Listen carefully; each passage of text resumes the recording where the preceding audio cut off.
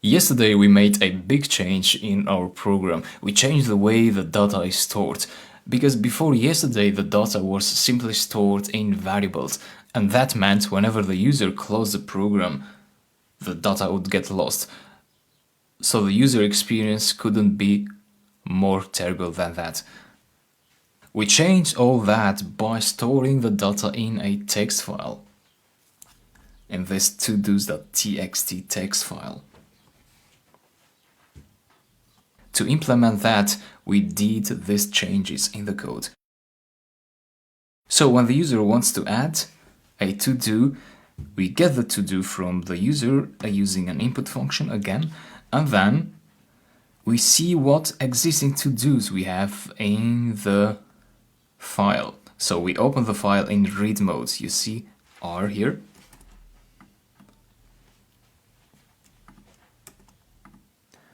And we store the to-dos in a to-dos list. So we need to have that list because later we append the user to-do in this to-dos list. And then, of course, this to-dos list has to be written back to the file. To do that, we open the file in write mode, and that overrides the existing file. But that's okay because we already have the content that the file had, so we have it in to-dos. Therefore, we write the to-dos list in the file. So now the to-dos list will contain the existing data plus the new to-do which was added in here. And so we close the file here and we are done with that. We also implemented this in the show methods, and here we only wanted to read data, so we only opened the file in read mode, as you can see in here. We get the data in a to-dos list, we close the file, and then we iterate over that to-dos list. So to-dos list was created here, we iterate in here, and we print out the data as we did before. So that's what we did previously. We still have to make some important changes to our program. We still have to improve it, so let's improve it in the next videos today. See you! Hey, welcome back. In this video we will make our program a bit more user-friendly, because currently we get these break lines here, which it's not so good to have from the user perspective. So let's remove these break lines. But how do we go about this? Again, in todos.txt we don't have these break lines. Actually, we have break lines, but only one break line. So there's a \n after prepare, and then there is another \n after shower, and so on. So the extra break line is being produced by the print function here. So we end up with two sets of break lines for each line. So how do we go about this? Do we remove the break lines from the text file, or we do something in here? Well, of course we shouldn't edit the text file.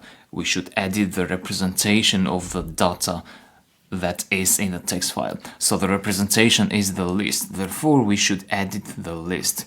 So that's the case block, and here we get the to-dos list from the text file, and then we iterate over that to-dos list.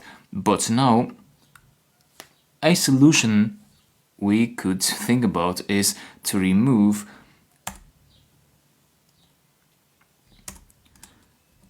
the \n characters from the list, because currently if we print out the list here, we execute the program again, we press show, and this time you're gonna see that that's the print function that I've just added. So that print function produces that list. So the list has these \ characters, and then the loop adds some more. So let's remove these backslashes, and then we fix the problem. So we remove the \ from each item. Therefore, the loop will only produce one backslash, the backslash that it produces by default, and it will not have any other backslashes.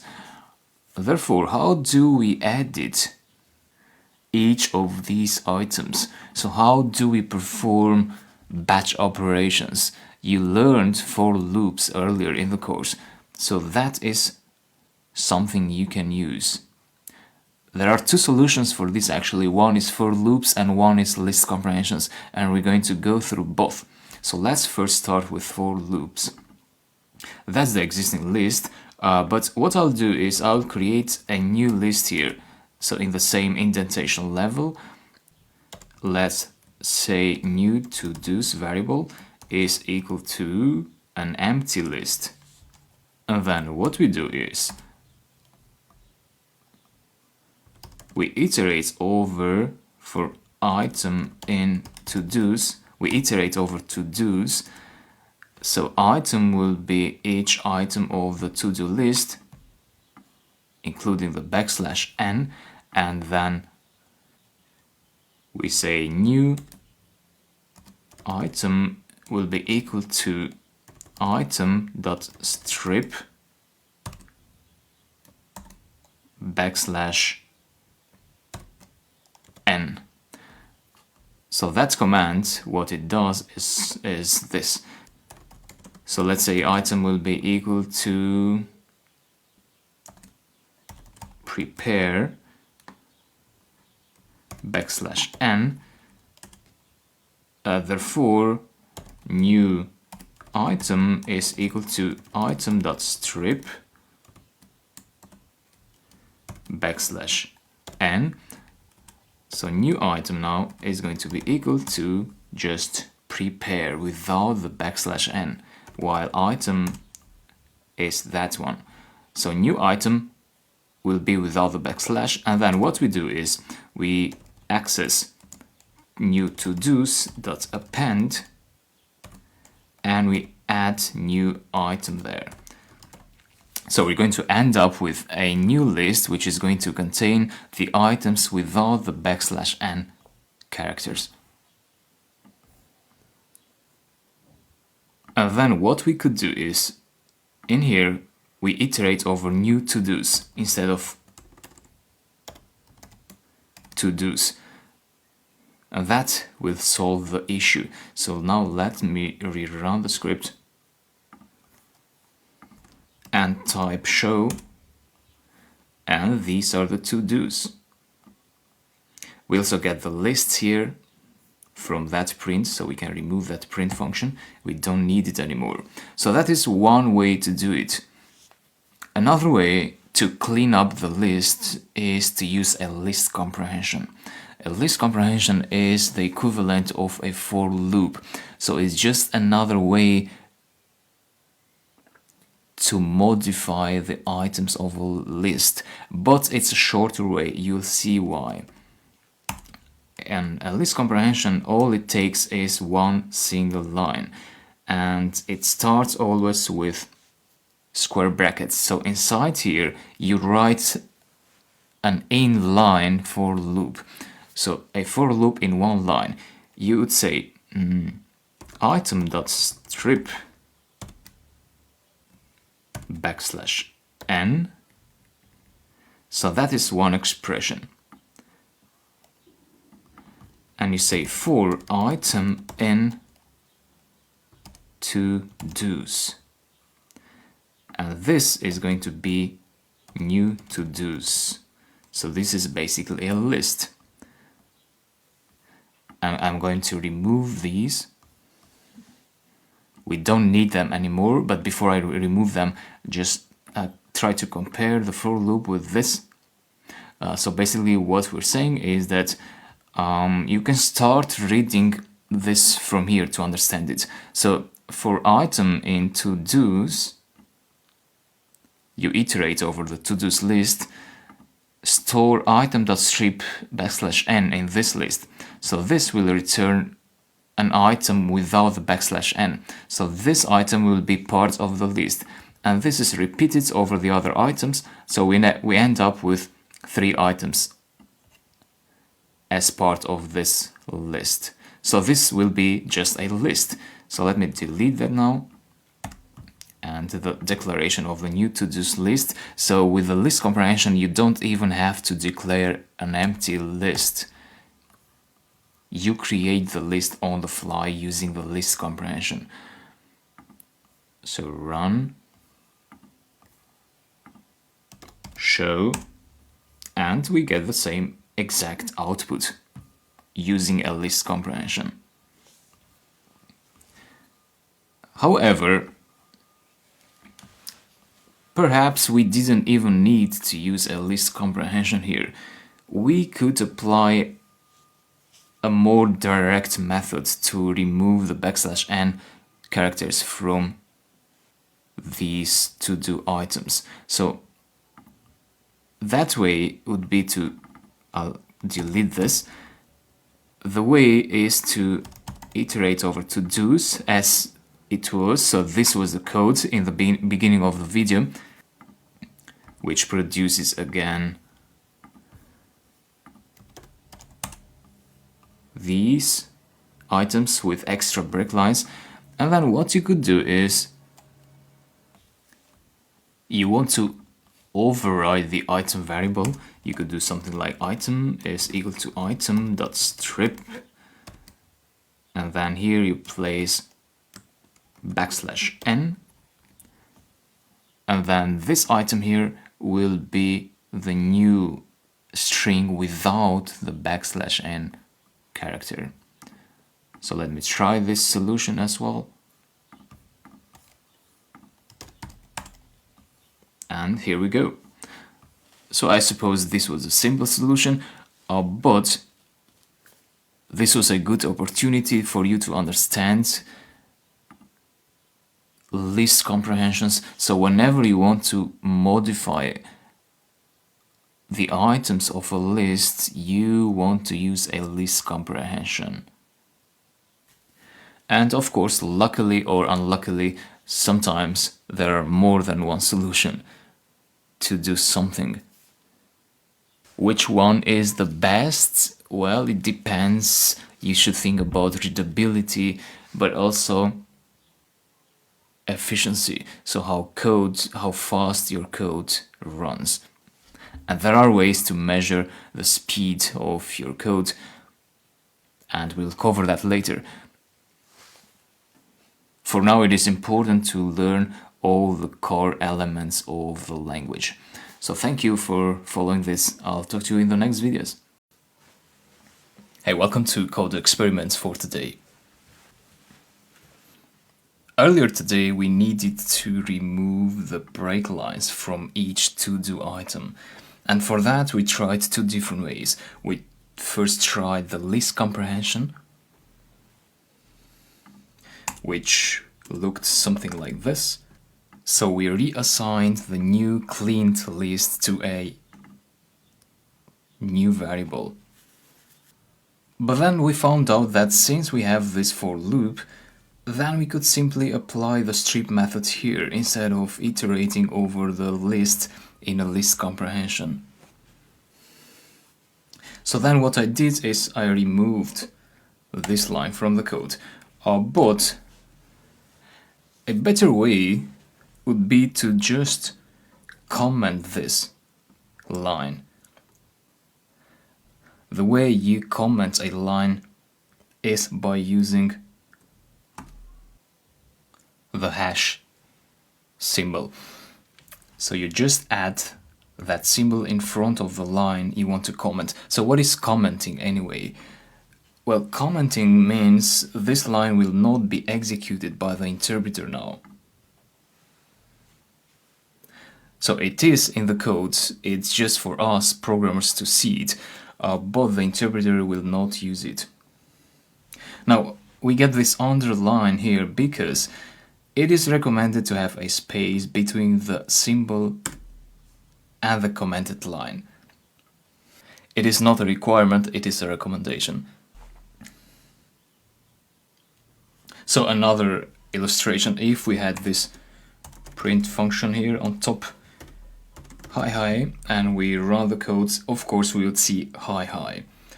But if I add the hash symbol in front of print and I rerun the code, now hi will not be printed out.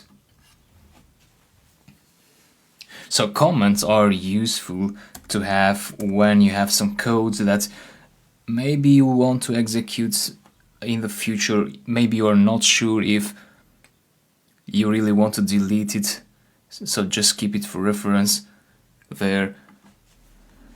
So the comment feature would be useful for that.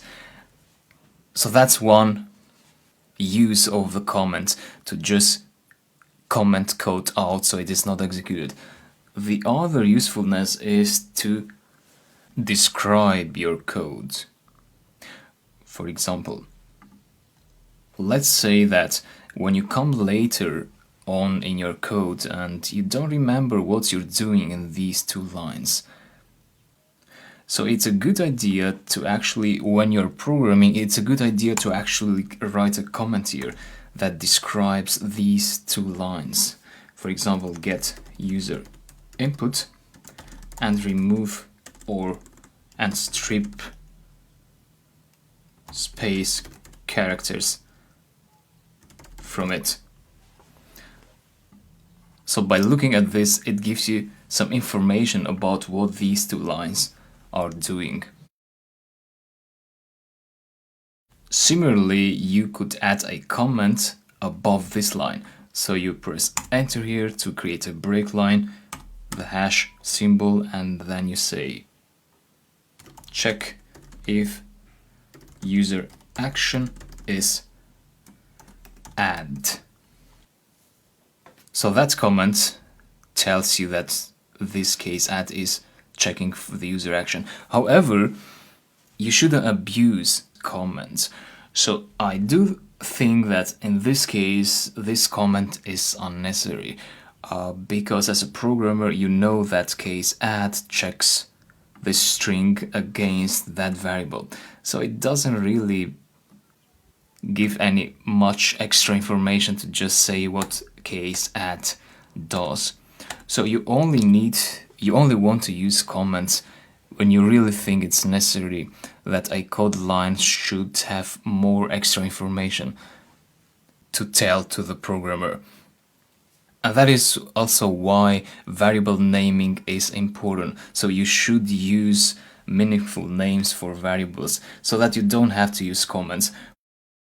For example, by saying here to-dos, you know that this is a list of to-do items. But if you just said data, then it would be a bit ambiguous what this would actually mean.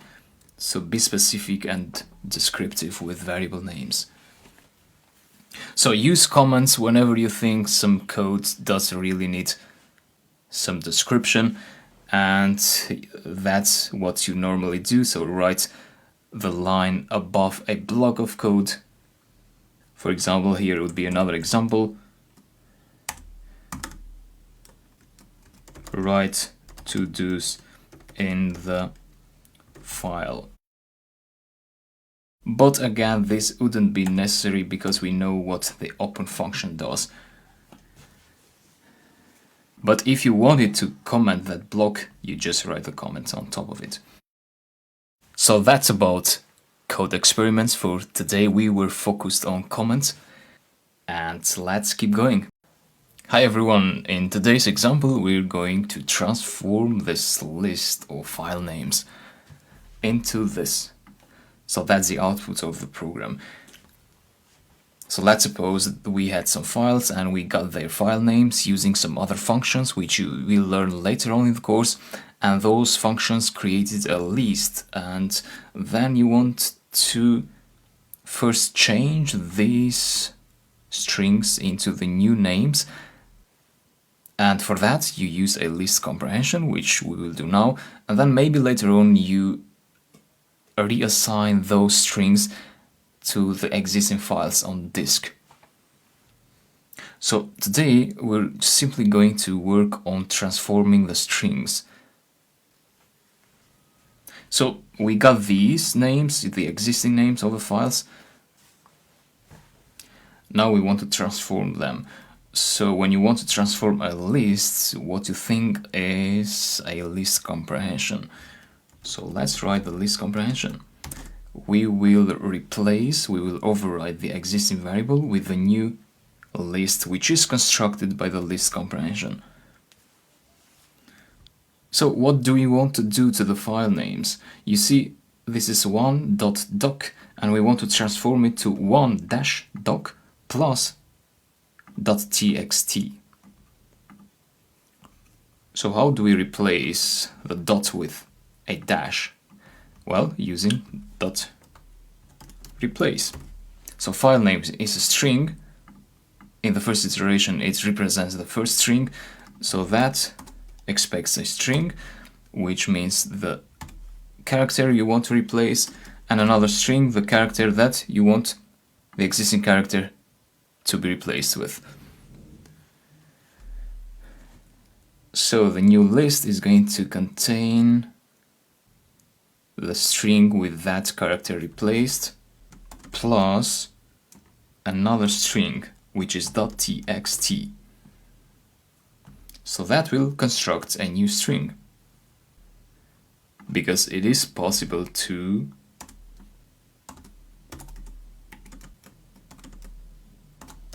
concatenate two strings. So you get a there. That's what we're doing there.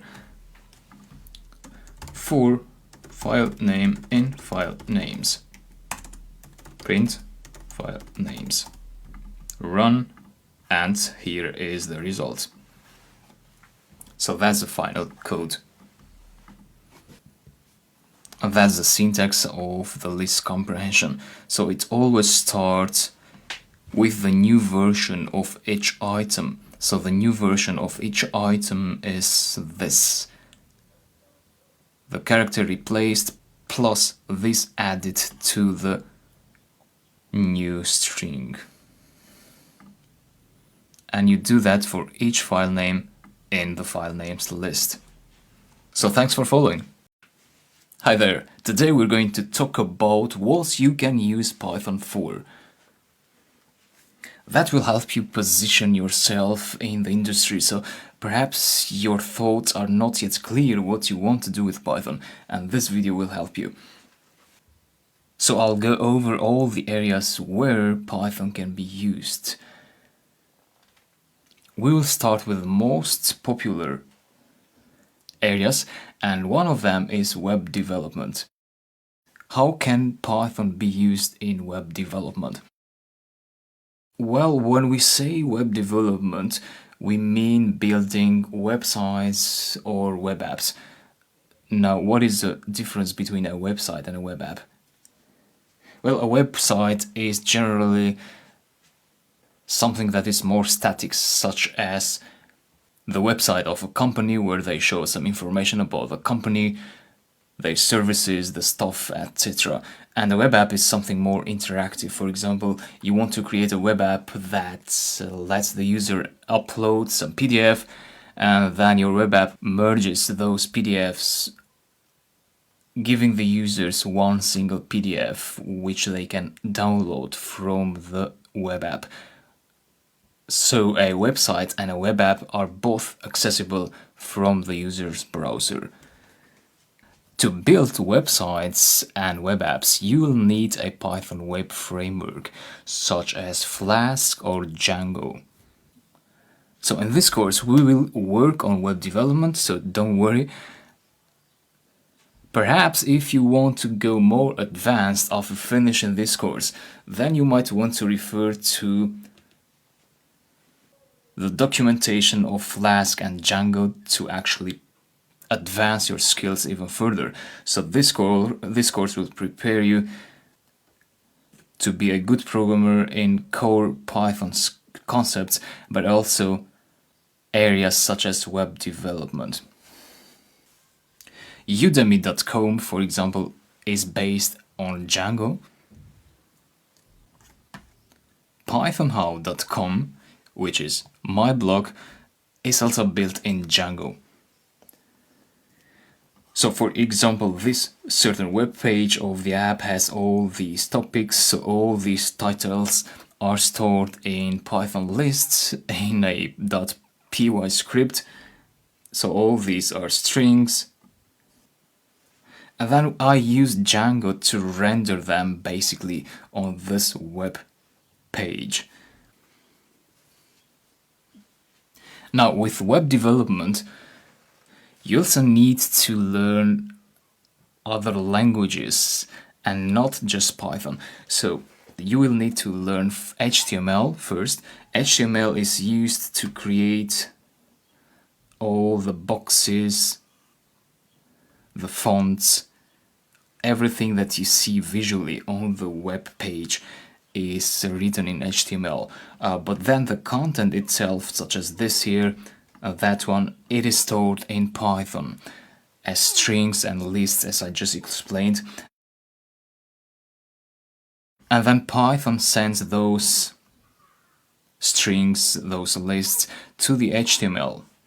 So HTML is something. Then you need to learn CSS. With CSS you can do nice things, such as you can round the corners of this button here. You can apply nice colors. So basically you want the web page to look modern, and CSS does that. Both HTML and CSS are actually very easy to learn, so don't worry about that.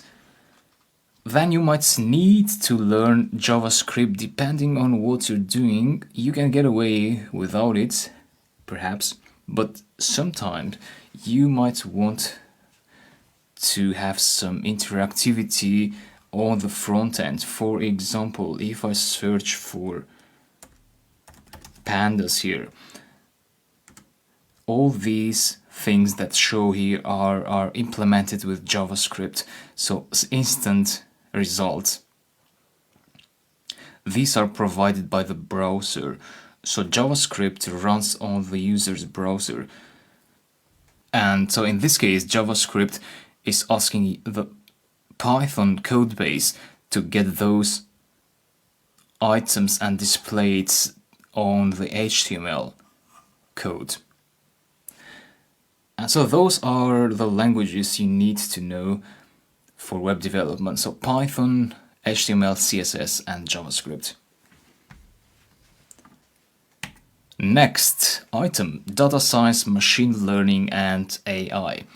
AI, which is artificial intelligence. So that's the other popular use of Python. Python can be used to process big data sets, which is common in data science. It can be used to create predictive models, which is part of machine learning and AI. For example, let's think about Amazon. When the user searches for something there, the user will get some other recommendations. So all these recommendations can be suggested, and Python can be used to actually learn from the user's searches and get from the database existing products that are most likely to be bought, to be purchased by the user. So that is a recommendation system which can be built in Python. Google search results are another example. Say you search for why are beds flat, and then the next search you do will perhaps be affected by the previous search. So maybe when you start searching on Google, Google will suggest you, oh, maybe you mean this. So it does learn from your searches and so on. With data science, machine learning, and AI, besides Python, you also need some basic knowledge or good knowledge of mathematics. So Python and math are both two requirements to be a data scientist. Next field you can use Python for is automations. And this can vary a lot. So you can do things from generating PDF reports automatically, like generating 10,000 of them based on some information you get somewhere else in text files, etc. Maybe you want to send batch emails, you want to schedule those emails. So Python is excellent for automating things. Basically, if you go through this course, you will be very good in automating everything. So I'll take you through all the core Python skills, and you also learn how to search and how to create your own programs. So you'll get that sort of training to be able to independently write anything by yourself. I also have another course on Udemy, which is exclusively for automating stuff, and you can find the link in the lecture resources here. So that's like a big recipe of Python scripts. The next field is general programming, which is somehow related to this automations field. So with general programming, I mean when Python is used by professionals which are not programmers, but you perhaps are a network admin, so you can use Python for different aspects of your work. Maybe you work on finance, and again you need core Python skills to create certain batch reports or analysis. So nowadays Python is becoming a must for many professions. Just like it was with Excel before, now Python can be a very good addition to your skill sets. Web scraping. Web scraping is a very specific area, and it is mainly used by freelancers, especially on online networks such as Upwork or Fiverr, Elance, freelancer.com. So it's quite a niche. And with web scraping, basically web scraping is when you have a website which has these data and you want those data in an Excel file, so in a good structured format. And Python, you can write a Python script which will go to that website and get those data and store them in an Excel file or in a CSV text file, wherever the client needs. So again, the boundary between general programming and automation and web scraping is a bit blurred. So web development and data science, machine learning and AI are more specific career paths, so to say. And you also have other fields you can use Python for example, data analysis, if you are a data analyst, and visualization as well. And you can create Python desktop apps using the Python programming language. That is not the best area where Python excels in, because there are other programming languages which are better for that, such as Java and C. So Python is best for web development, data science, machine learning, AI, and automations, and general programming, web scraping as well. And some people also use Python to create and sell APIs. So that is an overview of what you can use Python for. I hope that positions you a bit better in the field of programming. And I thank you for following this. I'll see you later.